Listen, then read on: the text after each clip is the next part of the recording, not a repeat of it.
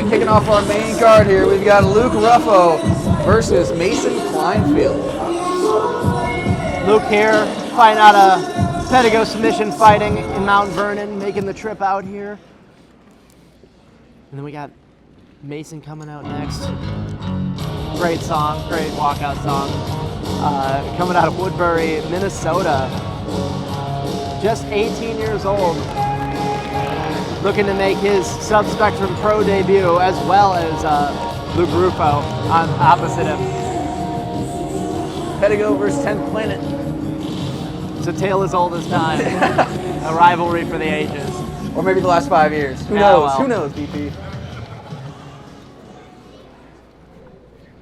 Ladies and gentlemen, we now move into the main card of tonight's Summer Showdown. Our first match on the main card will be contested in the men's advanced 205-pound division. The winner of this match will be the #1 contender to the light heavyweight pro title and will earn a title shot against the current Sub-Spectrum Pro 205-pound champion, Derek Flagg of Kenzo Gracie, Des Moines.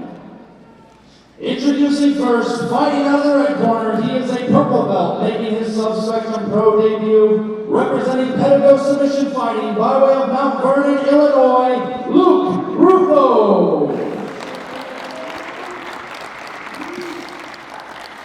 And his opponent, fighting out of the blue corner, he is the Who's Next Summer Open champion at 205 pounds. Making his Sub-Spectrum Pro debut tonight, representing Next Level Combat by way of Woodbury, Minnesota, Mason Kleinfeld.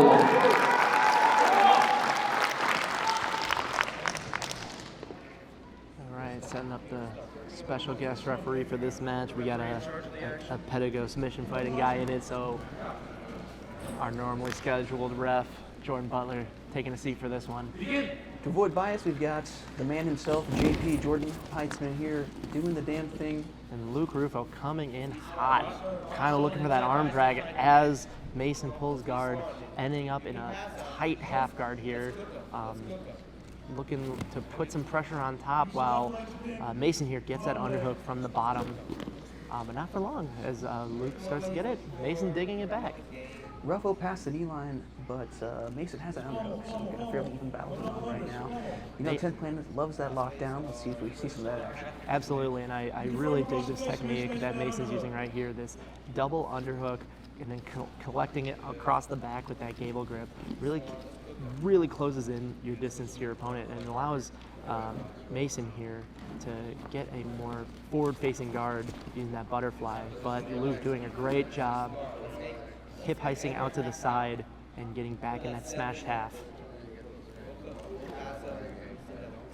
Right. Ruffo in that half. He's got the instep in the thigh.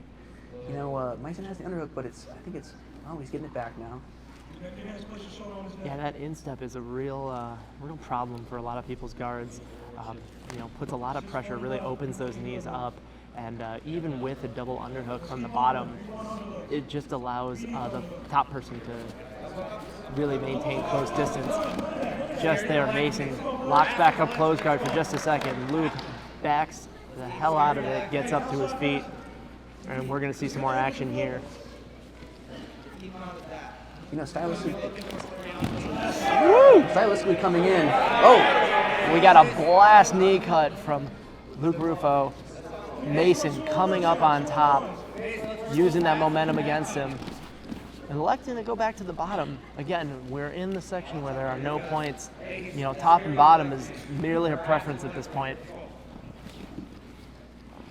Yeah, I was going to say, coming in, you know, based off their teams, you know, you'd expect the 10th Planet guy to be playing some guard and the Pedigo guy to be looking to pass aggressively. And so far, that's what we've seen. Absolutely, and kind of given the chance with no points involved, we're going to go sit back to it. Mason looking to come up, kind of trying to loop the head here, looking for a hip bump, looking for a guillotine. Luke doing a great job with his posture. Mason, another look at a sweep there. Ruffo just getting right back to his feet, no problem. Absolutely. Using good distance control here. When he gets too close, Luke is backing up and reestablishing his entry points. He wants to be on top of Mason on his terms. Mason, on the other hand, really doing a good job at changing the game once that connection is established. Luke is getting in some really deep holds. He is blasting through on some knee cuts, and Mason's doing a great job of getting both underhooks and turning the guard to his advantage, causing Luke to back out. Right, Ruffo, the quarter guard now kicks out into a side control. A momentary pass. Again, this is not going to earn him any points yet, but just establishing that good control for later. Kleinfeld immediately getting back to that half guard, though. Yeah, switching sides here, using that over the head grip, trying to double up on his opposite, Luke's opposite arm, that is. Pronouns, pal. You gotta watch yourself nowadays, BP. There we go. We are just 20 seconds away from points being established. This is one of those matches that I think is really going to light up once the halfway mark hits and the points go live. Absolutely. Once we have something to gain here. I think both competitors have felt each other out, and they know they're not going to get a quick submission on one another. So now that points are live, we're going to start seeing people really deliberately go and try to score here. Luke blasting another knee cut, and Mason doing a great job of keeping Luke in front of him, establishing this half guard, jigging for both of these underhooks again. Ruffo with that signature Pedigo power knee cut, and Kleinfeld just post up in the half guard. Really haven't seen any full lockdown action, but he's really done a good job of just kind of nullifying that blast knee cut. Absolutely, looks to be comfortable here, kind of playing off his back, playing with that loose kind of scissor half guard, going up over the head here from the full guard, trying to bait a hip bump, bait a guillotine, and Luke doing a great job of pushing on that shoulder and trying to keep his posture up. Looking for that Kimura on the opposite side. And Luke is going to shake it off and back up. And we're kind of establishing this game once again.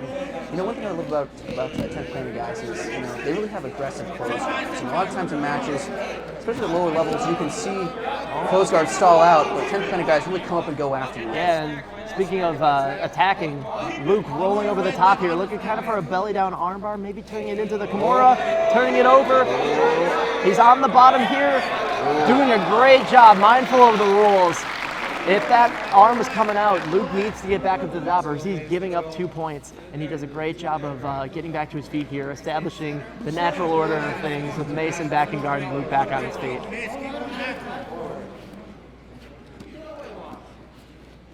This is a great match so far. A lot of great guard work and a lot of great passing attempts. Luke just trying with that slick little X pass, trying to get through the guard here. Mason doing a great job getting him back to half guard. Luke now smashing with this crossface and the same side underhook.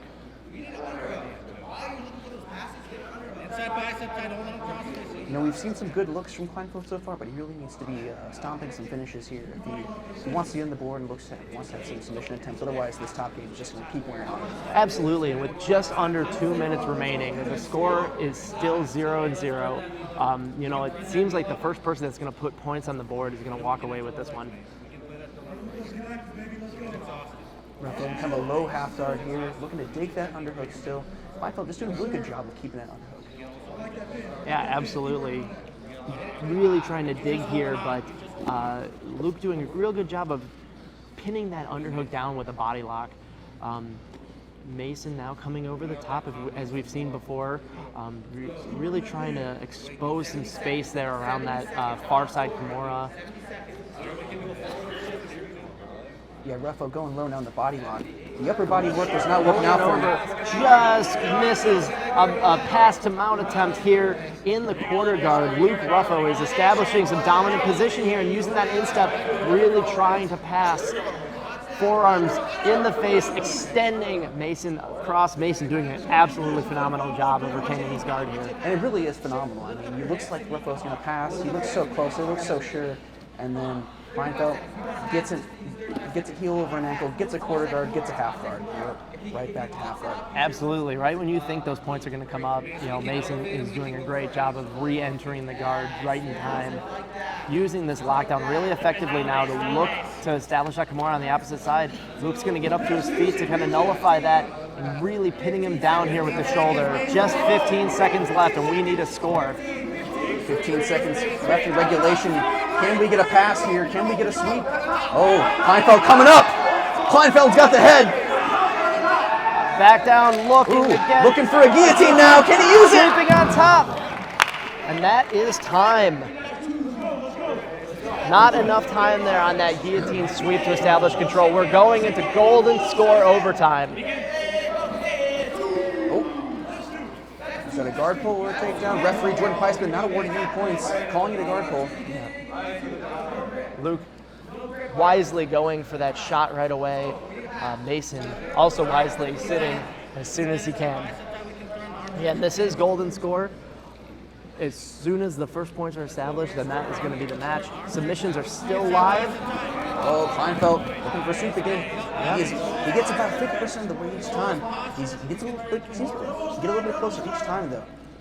Absolutely, and here going back to this sit-up position from the full guard, you know, trying to look for a hip bump, trying to look for a guillotine, trying to look for that far side Kimura. Luke here doing a great job pinning Mason's chest to the ground as Mason looks to underhook one of Luke's legs here. Yeah, Kleinfeld digging deep and hooking the leg. Ruffo stands up, breaks the guard open. Absolutely. You know, I think Luke really wants to take this up to the feet here, really showing an aggressive style when he's on the feet. Here, trying to blast this knee cut, really just hanging on by an ankle, causing a front headlock position, getting around to the back, aggressively lifts the turtle here. He's got one hook. He's got one hook. He has to be careful. If Mason turns around and gets on top, that's going to be a reversal. So we're in a position now where if Luke has a Kimura grip, he can get a submission. But Mason staying on top. Oh! If Mason gets on top here, this could be the reversal that he needs to win. Going for the back. One hook in. Going for the choke. Oh! The RNC is locked up. It is deep. Ruffo looking to roll. Kleinfeld has the elbow coming out.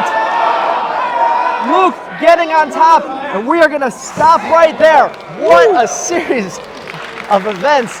We have Luke Ruffo going for broke, trying to take the back, falling on an arm, almost giving up the 2 points for a reversal. And looks like we have some scoring going on here. I think they are going to award the 2 points for that reversal to Kleinfeld. I'm not entirely sure. Ladies and gentlemen, your winner in sudden death overtime by a score of 2-0, Luke Ruffo. Oh, no, sorry. So I believe that we're going to score it this way because Luke was the one that ended the scramble on top. Ah, gotcha, okay. But what a series of events where Luke is on top, you know, going for the finish. Mason ends up getting on top, instead electing to go to the back. Oh, sinks in a nasty rear naked choke. And Luke ends up rolling out as they go out of bounds to establish top control. You know, that's the kind of action you want to see in overtime. Absolutely. What a great exchange. Yeah, just two absolute units going for it. And that's going to punch Luke Ruffo's ticket to go face the man himself, Derek Flagg, for the 205 championship.